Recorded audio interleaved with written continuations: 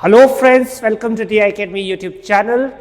English language for class 10 के इस series में आज जिस टॉपिक पर हम लोग बात करने जा रहे हैं वो है नोटिस। आपको मालूम है लास्ट लेक्चर में हम लोगों ने शुरू किया था, हम लोगों ने पढ़ा था लेटर जो कि फॉर्मल टाइप का था और आई होप कि आप सबको समझ में आया होगा। और अब जिस टॉपिक पर बात करेंगे वो है नोटिस, जो कितने मार्क्स का आता है मेरे बच्चों? 5 मार्क्स का आता है। कितने मार्क्स का आता है? 5 मार्क्स का। आई होप उससे पहले कि आई होप आप सब लोग जो है विंटर का बखूब मजा ले रहे होंगे, लेकिन साथ ही साथ बोर्ड को बचे हुए हैं सिर्फ और सिर्फ 1.5 मंथ। तो बहुत ही ज्यादा आप सब लोग पढ़ाई कर रहे होंगे और सारे सब्जेक्ट्स को देख रहे होंगे, खास तौर पे इंग्लिश लिटरेचर और लैंग्वेज में आप, क्योंकि फर्स्ट पेपर आप सबका 18 फरवरी को जो शुरू होने वाला है, फर्स्ट पेपर आपका किसका होगा? इंग्लिश का होगा, राइट। आइए चलिए बिना टाइम वेस्ट करे हुए हम लोग बात करते हैं अब यहाँ पर नोटिस की। नोटिस में 5 मार्क्स का क्वेश्चन होता है, ठीक है। आप सबको मालूम है नोटिस का क्वेश्चन कितने मार्क्स का आता है? 5 मार्क्स का आता है, जिसमें 3 मार्क्स आपके फॉर्मेट पर होते हैं।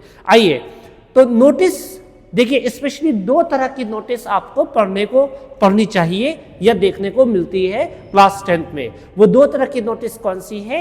एक लिखा जाता है स्कूल के लिए और एक लिखा जाता है रेसिडेंस के लिए, ठीक है। यानी रेसिडेंशियल एरिया में नोटिस जो पोस्ट की जाती है उस पर वो होती है, ठीक है। ये 2 तरह के नोटिस हम लोग डील कर रहे होते हैं, राइट। आई होप कि मैं बता पा रहा हूँ अपनी बात को। तो हम लोग यहाँ पे बेसिकली कौन सी नोटिस को लेके चलेंगे? स्कूल की नोटिस को, क्योंकि 10 में से 8 बार जो नोटिस के क्वेश्चंस हम लोग अटेम्प्ट भी कर रहे होते हैं और साथ ही साथ जो है हम लोग को देखने को भी मिलता है वो है स्कूल में नोटिस किस तरह से लिखी जाती है, ठीक है। वैसे नोटिस का फॉर्मेट क्या है? फॉर्मेट बताते हैं इससे पहले मैं आपको बता दूं कि कई सारे 4 अलग अलग तरह के फॉर्मेट होते हैं और हम लोग कोई एक भी फॉलो करेंगे तो वो आपका सही होगा। तो हम लोग नोटिस में जो लेकर के चलते हैं वो सबसे पहले सेंटर पे लेके चलते हैं। कहाँ लेकर के चलते हैं? सेंटर पे। यानी कौन सा फॉर्मेट हम लोग फॉलो कर रहे हैं? Centre format. हम लोग लेफ्ट मार्जिन पर नहीं ले चल रहे ना राइट मार्जिन, बल्कि कौन सा है? सेंटर पे है, ठीक है। मैं इसको इरेज कर दे रहा हूँ, नोटिस ऑल। अब यहाँ जो सबसे पहले चीज आपको लिखनी होती है नोटिस में, वो लिखनी होती है स्लोगन। अब देखिए, स्लोगन कहूं या कैची हेडिंग कहूं, बात एक है, ठीक है ना। कैची हेडिंग या स्लोगन, ठीक है, इस पर मैं बात करूंगा। फिर दूसरी चीज हम लोग की जो लिखनी होती है वो होती है टॉपिक, और तीसरी चीज क्या लिखनी होती है? स्लोगन, टॉपिक, फिर डेट, फिर होता है टाइम, फिर होता है वेन्यू, और फिर आपके कुछ इंफॉर्मेशन होती है यहां पर। ये चीज है, प्लीज इसको नोट भी कर लीजिएगा। Slogan, topic, date, time, venue, ठीक है। ये चीज होती है, इसी के अकॉर्डिंग हम लोग जो है पढ़ाई कर रहे होते हैं। हम लोग किसी भी क्वेश्चन को सिर्फ पढ़ाई नहीं कर रहे हैं, मतलब हम लोग क्या चीज है इसी के अकॉर्डिंग हम लोग बोर्ड में लिखना होता है, ठीक है। क्लियर है ये बात? समझ में आ रही है? ठीक है, इसको नोट कर लीजिए प्लीज। तो मैं फिर से बता दे रहा हूं, slogan, topic, date, time, venue, ठीक है। अब सुनिएगा, स्लोगन होता है, स्लोगन पे काफी बात करनी होती है हम लोगों को कि क्या किस चीज को हम लोग स्लोगन कहते हैं। यहां पर देखिए, जैसे नोटिस होता है तो नोटिस में बेसिकली जो है क्या चीज लिखा जाता है? कोई क्वेश्चन है, मान लीजिए write a notice to inform the students of your school for inter school कुछ भी, art competition, inter school art competition या फुटबॉल कॉम्पिटिशन, ठीक है। अगर इस तरह का नोटिस है तो आप स्लोगन क्या लिख सकते हैं? तो स्लोगन शुड बी, पहला रूल होता है, slogan should be according to the topic. Topic के अकॉर्डिंग स्लोगन लिखना चाहिए आपको। ये बात समझ में आ रही है ना? फिर से मैं बोल रहा हूं, स्लोगन किसके अकॉर्डिंग होना चाहिए? टॉपिक के अकॉर्डिंग होना चाहिए। जैसे यहां पर इंटर स्कूल आर्ट कॉम्पिटिशन है तो आप लिख सकते हैं paint the one, paint the world, या दूसरी चीज आप लिख सकते हैं जो कॉमन है। अगर कुछ भी समझ में नहीं आ रहा है तो जब भी कंपटीशन रिलेटेड हो आप क्या लिखेंगे? Hunt for talent. बहुत ज्यादा इधर चला गया, चलिए मैं यहां पे लिख दे रहा हूं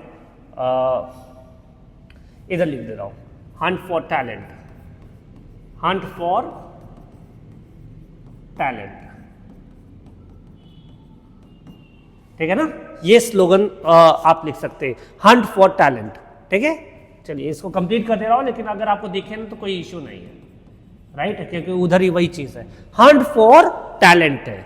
देखिए फिर से मैं बता दूं, कोई भी कंपटीशन रिलेटेड अगर आपका नोटिस आता है और आपको समझ में ना आए कि मैंने क्या लिखना है, ठीक है, क्या बोल रहा हूं, कंपटीशन रिलेटेड, ठीक है, तो आप क्या लिख सकते हैं, हंट फॉर टैलेंट,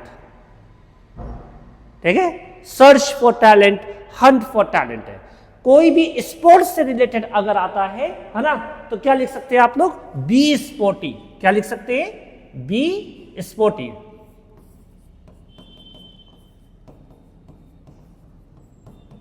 ये कब लिखना होता है, जब भी कोई स्पोर्ट्स से रिलेटेड आता है। कोई भी अगर आपको स्पोर्ट्स से रिलेटेड वो करना है तो हंट फॉर टैलेंट, मैं इसको सबको इरेज कर दे रहा हूं, ठीक है, आप सबको मैं इरेज कर दे रहा हूं, और फिर यहां पे मैं स्लोगन की बात कर रहा हूं, ठीक है। स्लोगन यानी यहां पर अगर आपको कंपटीशन रिलेटेड अगर होता है, कोई भी कंपटीशन रिलेटेड अगर है, तो आप क्या क्या लिख सकते हैं, हंट फॉर टैलेंट, ठीक है ना। या दूसरी चीज आप क्या लिख सकते हैं, अगर कोई स्पोर्ट्स से रिलेटेड है, स्पोर्ट्स से रिलेटेड है, तो आप क्या लिख सकते हैं, बी स्पोर्टी। ये मैं स्लोगन की बात बता रहा हूं। अगर मान लीजिए आपको मैं ये नहीं कह रहा हूं कि यही सिर्फ लिखना है, you can write anything, ठीक है ना, आप अपने तरफ से ले, लेकिन it should be related to the topic. और कभी अगर नहीं समझ में आए तो you can pick this one also. और इसके अलावा दूसरी चीज है, मान लीजिए ग्रीनरी से, इन्वायरमेंट से रिलेटेड है, मान लीजिए इन्वायरमेंट से रिलेटेड है, ठीक है, इन्वायरमेंट से रिलेटेड है, तो आप क्या कर सकते हैं, गो ग्रीन, ठीक है, गो ग्रीन, या कोई भी इस तरह से आप बना सकते हैं। और इसके अलावा दूसरी चीज, अगर आपको चैरिटी से रिलेटेड है, बहुत बार चैरिटी का आता है, चैरिटी से रिलेटेड है ना, डोनेट करिए, ये सब करिए, तो इसमें आप ह्यूमैनिटी फर्स्ट आप लिख सकते हैं, ह्यूमैनिटी फर्स्ट, ठीक है ना। चैरिटी रिलेटेड आप क्या लिख सकते हैं, ह्यूमैनिटी फर्स्ट है। आई होप कि ये बात आपको समझ में आ रही होगी, है ना। यानी फिर से क्लास 10th आईसीएससी के में जो अगला टॉपिक हम लोग यहां पे पढ़ रहे हैं वो क्या है, वो है आपका नोटिस। नोटिस को किस तरह से लिखा जाता है, जो सबसे पहली चीज होती है उसमें क्या लिखा जाता है, स्लोगन लिखा जाता है, ठीक है। अब स्लोगन क्या चीज होती है, कैची हेडिंग होती है। क्या चीज होती है, कैची हेडिंग होती है, और वो रिलेटेड होना चाहिए आपके टॉपिक से। तो अगर हम लोगों को मान लीजिए लिखना है कोई कंपटीशन बेस पर कि इंटर स्कूल फुटबॉल कंपटीशन है, इंटर स्कूल आर्ट कंपटीशन है, इंटर स्कूल साइंस कंपटीशन है, इंटर हाउस है, इंटर क्लास है, ठीक है, इंटर का मतलब होता है आपस में, राइट। अगर इनमें कंपटीशन है तो आपको कुछ समझ में ना आए तो आप हंट फॉर टैलेंट लिख सकते हैं, ठीक है। अगर स्पोर्ट्स से रिलेटेड होगा बी स्पोर्टी, इन्वायरमेंट से रिलेटेड है तो गो ग्रीन, ठीक है। और या सेव वाटर भी कभी कभार हो सकता है, पानी बचाना है, ये सब वो करना है। चैरिटी से रिलेटेड है, ह्यूमैनिटी फर्स्ट हो सकता है। इसके अलावा चीयर करने के लिए कभी आता है स्पोर्ट्स से रिलेटेड, लेकिन चीयर करने के लिए बुलाया जाता है तो चीयर चीयर चीयर। और फेस्टिवल से रिलेटेड है अगर, तो मान लीजिए दिवाली फेस्टिवल की बात हो रही है या होली फेस्टिवल की, तो दिवाली बैश और होली बैश, इस तरह से आप वो कर सकते हैं, ठीक है। बहरहाल तो अगली चीज जो मैं आपको बता रहा हूं, स्लोगन के बाद होता है टॉपिक। देखिए टॉपिक सबसे आसान होता है, क्योंकि टॉपिक आपको एग्जैक्टली दिया होगा है वहां पर। यही क्वेश्चन में क्या चीज दिया है, क्वेश्चन में दिया हुआ है इंटर स्कूल फुटबॉल कंपटीशन, तो आप बस खाली इंटर स्कूल फुटबॉल कंपटीशन आप लिख देंगे, ठीक है, इंटर स्कूल फुटबॉल कंपटीशन। यानी टॉपिक कह रहे हैं जिस क्या मेन बात है कि किस चीज का प्रोग्राम होने वाला है, वो है आपका यहाँ पर इंटर स्कूल फुटबॉल कंपटीशन या इंटर स्कूल क्रिकेट कंपटीशन, जिस पे नोटिस, जिसकी वजह से नोटिस लेके जा रही है, वो आपको यहाँ पे मेंशन करना होता है, राइट। अच्छा, most of the student they ask me sir whether we have to write it in capital letter और small letter, right? So never mind, you write it either in a capital letter or a small letter, makes no difference, right? You can write it even in a camel case. When I say camel case, that means what? कि the first letter of each word can be written in capital letter while remaining of the word और the rest of the words could be written in small letter as well, right? You are getting me, I hope, fine. Okay, next what do we have after the topic? Yeah, date, very important. How to write the date? How to write the date? Now do remember, you need to write the date after 15 days. You need to mention the date over here of 15 days ahead. Are you getting this me? यानी 15 दिन के आगे की date आपको लिखनी होती है. Of course, you don't receive the invitation card of a person on the very day at which the function is supposed to be, right? है ना? आप जो है, आप दावत का, मैरिज का आजकल तो मौसम चल रहा है, ठीक है, शादियों का, आप शादी का कार्ड उसी दिन आपको नहीं मिलता है कि जिस दिन शादी हो रही होती है, आपको 15 दिन पहले ही शादी का कार्ड मिल जाता है. तो यहाँ पर डेट आपको कब लिखनी है? आप बता रहे ना कि इस दिन होगा, तो पहले से बताएंगे ना. तो जैसे आज में, अगर आज कौन सी डेट है? 6th ऑफ वो है जनवरी है, तो आपने मेंशन करना है, क्या मेंशन करना है यहाँ पर? यहाँ मेंशन करना है 15th जनवरी. शॉर्ट में लिखना चाहे लिख दे शॉर्ट में, या फुल में लिखना चाहे, कॉमा 2025. ये है 15 जनवरी 2025. हमेशा याद रखिएगा, डेट 10 से 15 दिन ज्यादा लेकर के चलिएगा, right? Are you getting this? Confirm? Okay, तो ये था आपका डेट का वो. अब अगली चीज है, प्लीज आई होप कि आपने स्क्रीनशॉट लिया होगा इसका, ठीक है? चलिए, and you might have noted down also this thing. Next is what we have, time. Time क्या कैसे लिखा जाता है? आप जाहिर सी बात है कि टाइम का है, स्पोर्ट्स से रिलेटेड अगर है तो आप दो चीजों में दे सकते हैं, जैसे 10 AM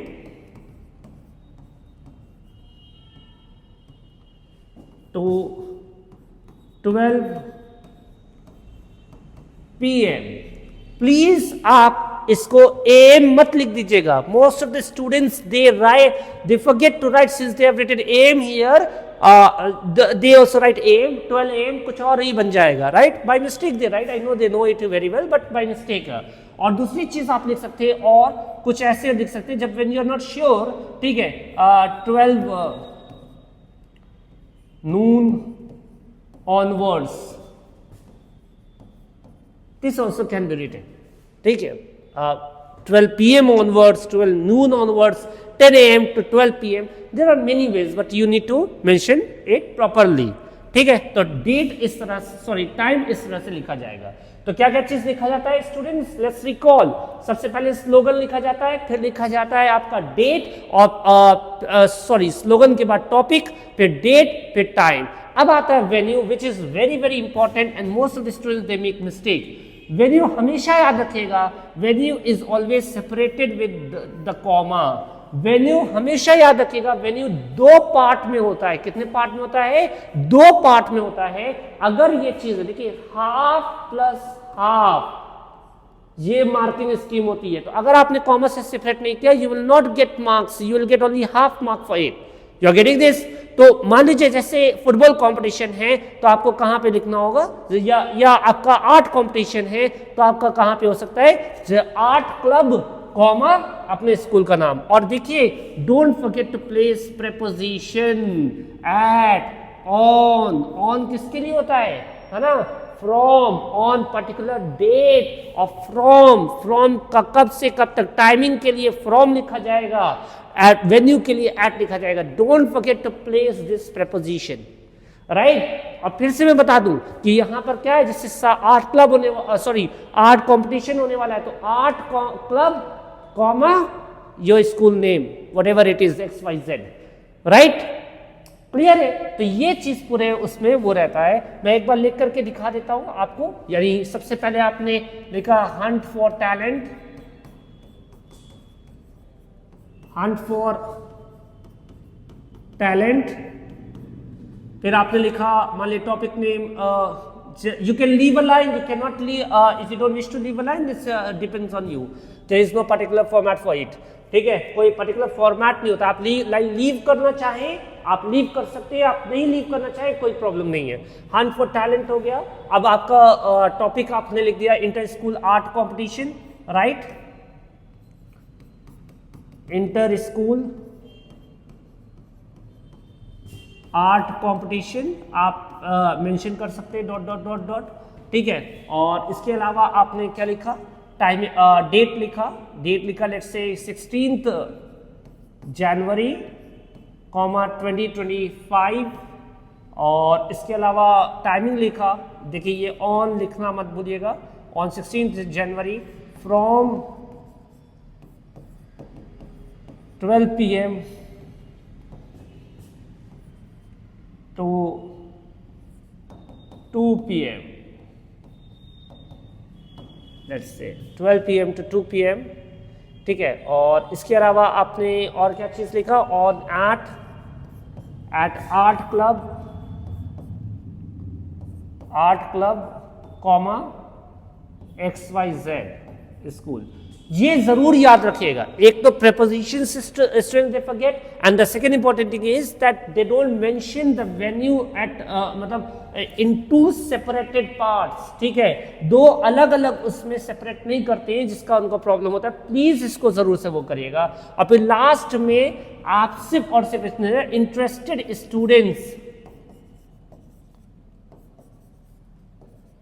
students may give their name,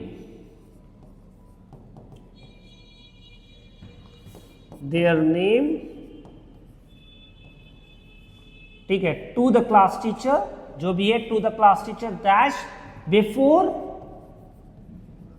this particular date. जैसे यहां 16 जनवरी है तो आप लिख देंगे बिफोर 10th Jan 2025, ठीक है। कभी ये होता है कि interested students from classes 6 to 12, ठीक है, या कोई पर्टिकुलर क्लास मेंशन करनी है तो you can mention that also. ये एक प्रॉपर फॉर्मेट आपका, ठीक है, और इस तरह से आप इसको चीजें लिख सकते हैं, देख सकते हैं इसको, ठीक है। ये होता बहुत आसान है, 5 मार्क्स का आता है, लेकिन बहुत ही ज्यादा इंपॉर्टेंट होता है। इसी के साथ याद रखिएगा कि नोटिस अकेले तन्हा है जब तक कि उसके साथ ईमेल ना आए। तो जिस उस पर नोटिस आता है उसी पर आपका ईमेल भी होता है, ठीक है। मैं रिकॉल कर दूं, किसी भी आईसीएसई क्लास 10th में नोटिस को अटेम्प्ट करते वक्त आप किन बातों का ध्यान रखेंगे। सबसे पहले आप स्लोगन लिखेंगे और फिर आपको टॉपिक का नाम लिखना होगा, जो कि ऑलरेडी गिवन होता है टॉपिक का नाम उसमें, ठीक है। आपको बस उसे कॉपी कर लेना है और फिर यहाँ पर डेट लिखनी है और फिर टाइम लिखना है और फिर आपको जगह लिखनी है। जगह should be separated by comma और फिर इसके बाद इंटरेस्टेड स्टूडेंट्स में give their name to this particular वो है। आई होप ये बातें सारी समझ में आई होगी। कोई डाउट होगा तो प्लीज पूछ लीजिएगा, राइट। किसी भी तरह का नोटिस में डाउट होता है आप प्लीज पूछ लीजिएगा। एक सबसे इंपॉर्टेंट बात है कि फॉर्मेट में डोंट गेट कंफ्यूज, 2-3 फॉर्मेट को एक साथ मिला के पढ़ेंगे आप नहीं कर पाइएगा। एक फॉर्मेट होता है, अब इसमें मैंने कैपिटल से लिखा है, अगर आप स्मॉल से लिख देंगे कोई प्रॉब्लम नहीं होगी। लेकिन अगर आपने कोई चीज मिस कर दिया, प्रपोजिशन मिस कर दिया, या आपने ये चीज है वेन्यू को 2 पार्ट में सेपरेट नहीं किया तो वहां पे प्रॉब्लम होगी, ठीक है। आई होप कि समझ में आएगी। कुछ भी प्रॉब्लम होगी प्लीज कमेंट में पूछ लीजिएगा, ठीक है। बाकी बने रहिए इस तरह से। हम लोगों ने लास्ट फॉर्मल लेटर पढ़ा था और इसके बाद अब नोटिस है। आने वाले लेक्चर्स में मैं ईमेल पर और इसी तरह से फंक्शनल ग्रामर पे बात करूंगा, ठीक है। Thank you, God bless you, but please don't forget to subscribe and share to your friends.